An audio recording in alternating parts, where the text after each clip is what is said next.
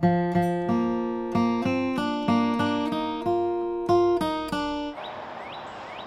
a hill overlooking the Ohio River with a great view of Cincinnati is a garden that looks something like a churchyard with a cross and a statue of Christ.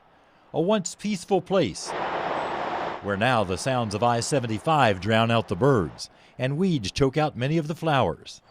It's called the Garden of Hope, a once bustling attraction now largely forgotten. Initially when I heard about it, I'm like, well, that's interesting. And then I went and visited there, and it's such a special place. Jason French, the curator at the nearby Behringer Crawford Museum, appreciates any history related to northern Kentucky, but he's found even many lifelong residents aren't aware the garden is still open to visitors. Over the years, there had been a lot of vandalism. The last several years, there's been just volunteer individuals that come in and maintain it. It was the dream of local Baptist minister Morris Coyers to build the garden after he visited the Holy Land in 1938. He had that passion in his heart, and he felt like he could build something that people could experience a little bit of what that he had experienced in Israel. 20 years later, he found what he thought was the perfect spot.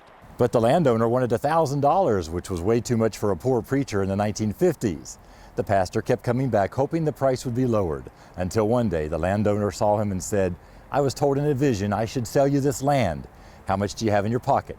The pastor reached in and pulled out $5, and the deal was done. What Reverend Coyers wanted most was to recreate the tomb of Jesus, something he finally did in 1958, using more than 300 tons of concrete.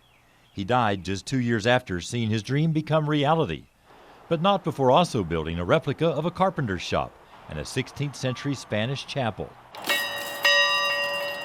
Rocks on the property came from the River Jordan, and one is from Jerusalem's Wailing Wall. Over the years, there have been weddings here, church services, and woodworking demonstrations. Tourists used to come by the busloads. But now, unless you're lucky enough to find a caretaker on the property, you'll find the tomb and the buildings locked. Despite the noise and some neglect, the original goal remains. Many people go up there and pray, and it brings hope to a lot of people. With faith, any land can be holy land, even a 2-acre lot overlooking the interstate in northern Kentucky. In Covington, Marvin Bartlett with the Spirit of the Bluegrass.